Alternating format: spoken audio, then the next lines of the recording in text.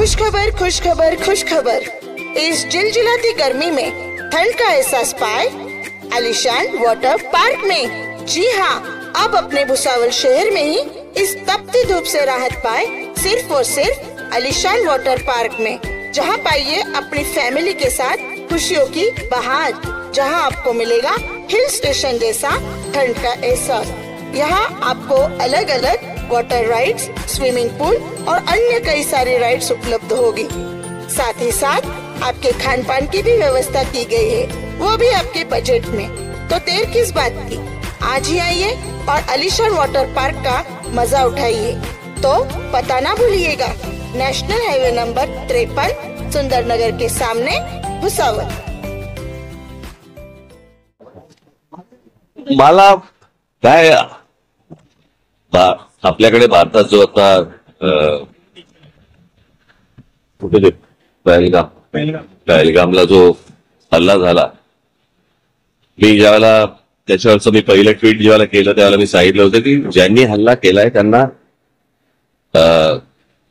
ते अतिरेकी दहशतवादी जे कोणी असतील त्यांना आपण धडा शिकवला पाहिजे आणि अत्यंत कठोर असा की त्यांच्या पुढच्या पिढ्यांना लक्षात राहायला पाहिजे।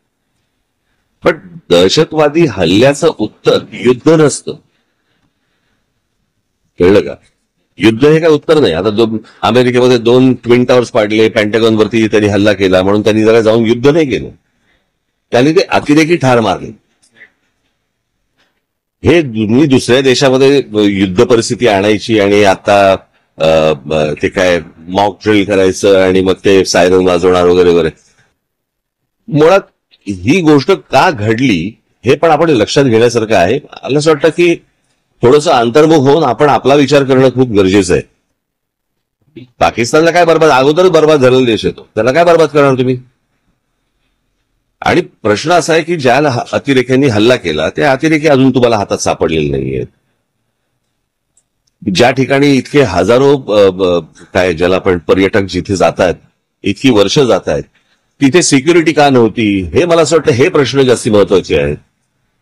आपल्या देशामध्ये कोम्बिंग ऑपरेशन करून ह्यांना हुडकून काढणं हे जास्ती गरजेचं आहे।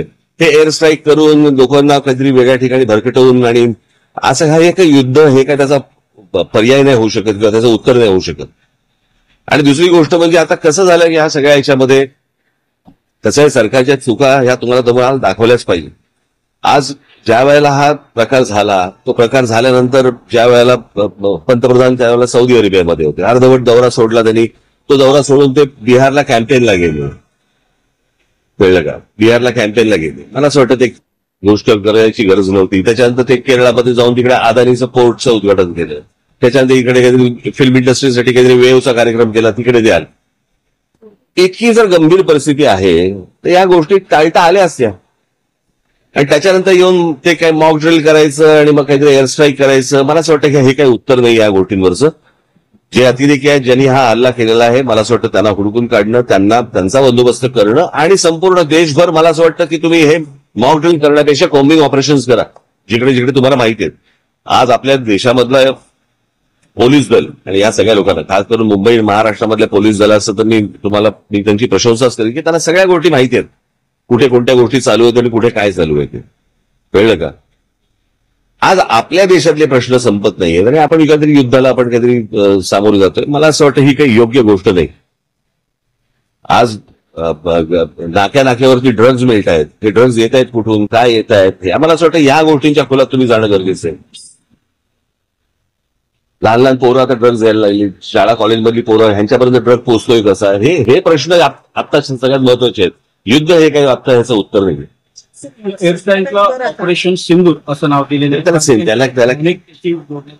प्रश्न परत मी तेच सांगतो ना, हे काही नावं बिवं देऊन ह्याने काही भावनाचा काही विषय येत नाही। प्रश्न असा आहे की तुम्ही नक्की काय पाऊल उचलताय आणि हे इतके दिवस जे काही कार्यक्रम जे झाले, ह्या कार्यक्रमांची काय आवश्यकता नव्हती। ठीक आहे।